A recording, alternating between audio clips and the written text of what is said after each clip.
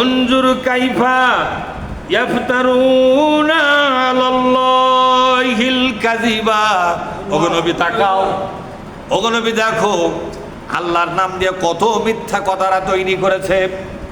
একটু দেখো, এইটা করলে জান্নাত পাওয়া যাবে, এই আমল করলে জান্নাত পাওয়া যাবে, এরকম বিশ্বাস করলে তুমি জান্নাত পাবা। যেমন আজকে বলতেছে, কি বলতেছে জানেন? যে যারা জামাত ইসলামী করে তাদের ইমানই নাই, বলতেছে কিনা? এই যে কথাটা বললো, এই কথাটা কতখানি সঠিক?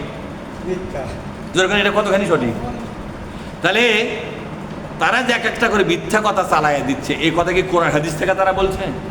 যেরকম কোরআন হাদিস থেকে বলছে। এমনকি এক হুজুর মিটিং করে বলতেছে যে 2-4টা জব করে দিলি এদেশে জামাত ইসলামের আন্দোলন কি হয়ে যাবে? বন্ধ হয়ে যাবে। 2-4টা জব করা, মানে আমাকে 2-4টা কি করা লাগবে? জব করে দেওয়া লাগবে। একটা কওমি মাদ্রাসার হুজুর হয়ে যখন এই কথা বলে, তার এদের কলজের মধ্যে জামাত ইসলামের ব্যাপারে কি পরিমাণে হিংসা আছে। এদেশে আওয়ামী লীগ থাক তাদের কোনো আপত্তি নাই, এদেশে বিএনপি থাক তাদের কোনো আপত্তি নাই, এদেশে জাসদ পার্টি আছে তাও তাদের কোনো আপত্তি নাই, এদেশে কত রকমের কমিউনিস্ট পার্টি আছে তাতেও তাদের কোনো আপত্তি নাই, এদেশে ইন্ডিয়ার নেতারা আসতেছে কোনো আপত্তি নাই, কোনো ব্যাপারে আপত্তি নাই, এদেশে সুদের ব্যাংক চলতেছে আপত্তি নাই, এদেশে সহশিক্ষা চলতেছে কোনো আপত্তি নাই, এলার ব্যাপারে তাদের কোনো বক্তব্য নাই, আপত্তিও নাই, এদেশে কোরআন কায়েম এখনো হয়নি এ ব্যাপারে তাদের কোনো মাথা ব্যথা নাই। খালি মাথা ব্যথা হলো জামাত ইসলাম এদেশে কেন আসে। আমার কথা বুঝতে পারছেন? এটাই তাদের আপত্তি। সুতরাং ইসলামের নাম দিয়া, নবীর নাম দিয়া, সাহাবাদের নাম দিয়া, আল্লাহর নাম দিয়া যত কথা তারা তৈরি করেছে, যত কিতাব লিখেছে, যত বই লিখেছে, আজকে কওমি অঙ্গনের একটা উজ্জ্বল নক্ষত্র, নাম কি? আলী হাসান ওসামা। নাম কি জোরে খান? মুফতি আলী হাসান ওসামা। কওমি অঙ্গনের একটা উজ্জ্বল নক্ষত্র ছিল। এই লোকটা সবচাইতে বেশি জামাত ইসলামের বিপক্ষে ছিল এবং মওদুদি রাহিমাহুল্লাহর বিপক্ষে ছিল। কিন্তু তাকে যখন মওদুদির লেখা অরিজিনাল বইগুলো সরবরাহ করা হলো, তিনি দেখতে পেলেন মওদুদির নামে সমালোচনা করা যতগুলো বই তিনি পড়েছেন, ওই বইগুলোর সাথে মওদুদির লেখা আসল বইয়ের কোনো মিল নাই। কি নাই জোরে কর? আসল বইয়ের কোনো, মানে এমনি লেকচার ইচ্ছা করে মওদুদি এই কথা বলছে, মওদুদি ওই কথা বলছে, মওদুদি অমুক বইতে এই কথা বলছে, মওদুদি সেই বই ওই কথা বলছে, মওদুদি ওই বইতে এই কথা বলেছে, বোঝেননি? এইভাবে 38টা অভিযোগ, কারো অভিযোগ 38টা অভিযোগ দিয়ে একটা বই তারা লিখছে মওদুদির সমালোচনা। এই বই যারাই পড়ে তার কাছে আই সর্বনাশ, মওদুদি ইসলামের 12টা বাদ আছে, মওদুদি সাহাবাদের গাল পাড়ছে, মওদুদি আল্লাহর ভুল ধরছে, নাউজুবিল্লাহ পাঠ করে। হ্যাঁ, মওদুদি এগুলো বই লেখে গোটা দুনিয়ার মুসলমানকে তো বেঈমান বানায় দিচ্ছে। এগুলো বই পড়ে ওসামাও কিন্তু একসময় কি ছিল? আমাদের বিপক্ষে ছিল। কিন্তু তাকে যখন মওদুদির লেখা অরিজিনাল বইগুলো দেওয়া হলো, যে তোমার এক একটা অভিযোগ লেখা আছে যে এই বইয়ে, ওই অভিযোগের নিশ্চিত বইয়ের নামটাও দেওয়া আছে কিনা জোরে কন, ওই অভিযোগ আর ওই বইটা তুমি একসাথে পড়ো, দেখো ওই কথাগুলো বইয়ের সাথে মেলে কিনা। বই পড়ে তিনি অবাক হয়ে গেছেন, 38টা অভিযোগের একটাও সত্য প্রমাণ হয় নাই, সবগুলো মিথ্যা, সবগুলো কি ধর্মের নামে লেখছে। কি কিসের নামে লেখছে?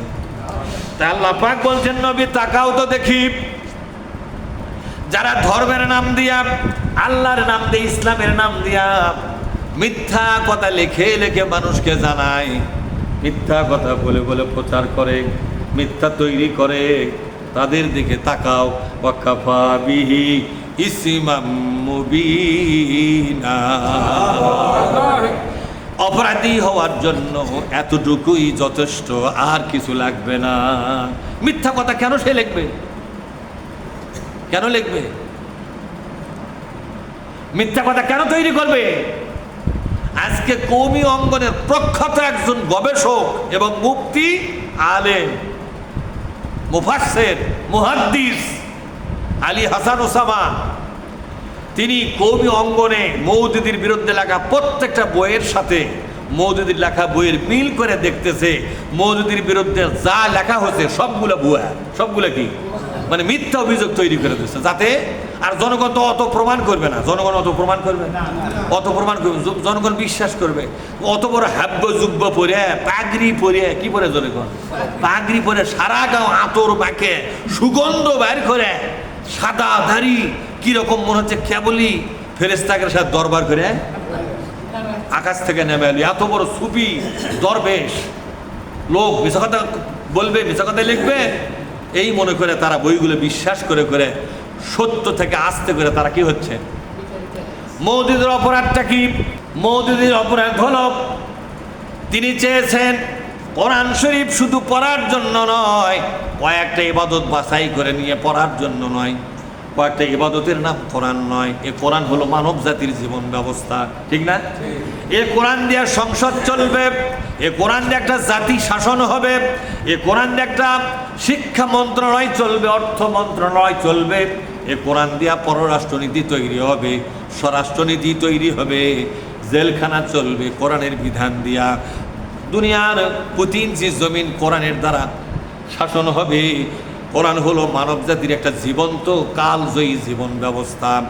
সুতরাং কোরআনটাকে তোমরা সরকারিভাবে কায়েম করো। এই যে আন্দোলন তিনি শুরু করলেন, এটাই হচ্ছে তার অপরাধ। বলেন তো এটা কি অপরাধ? আপনারা করেন এটা কি অপরাধ? আচ্ছা, কোরআনটা কি বাংলাদেশে কায়েম করা লাগবে কিনা? আচ্ছা, বাংলাদেশ কি কোনোদিন কোরআন কায়েম হয়নি?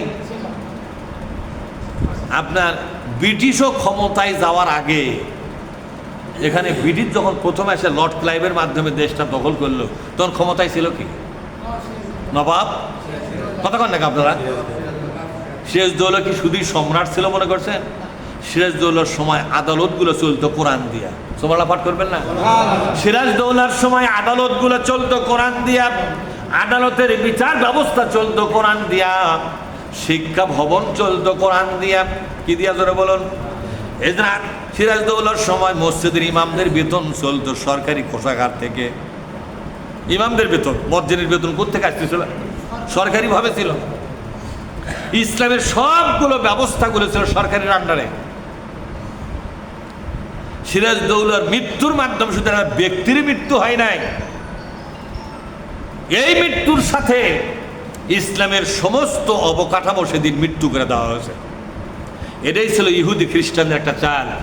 সিরাজদৌল্লাকে হত্যা করতে পারলে উপমহাদেশ থেকে ইসলামকে কি করা যাবে? কি করা যাবে জোরে কল? নির্মূল করে দেওয়া যাবে। নির্মূল করেছিল। এরপরে 190টা বছর তারা ইসলামের এমন কোনো বিষয় নাই যে বিষয়গুলো এখান থেকে বিদায় করে দেয়, এবং অনেকগুলা কিতাব তারা রচনা করেছে ইসলামের নাম দিয়া, যে কিতাবগুলো ভুল বিশ্বাস তৈরি হয়, মানুষের ভুল আমূল ভুল বিশ্বাস যাতে তৈরি হয় সেই ব্যাপারে তারা দক্ষতার সাথে হাজার হাজার বই তারা রচনা করেছে।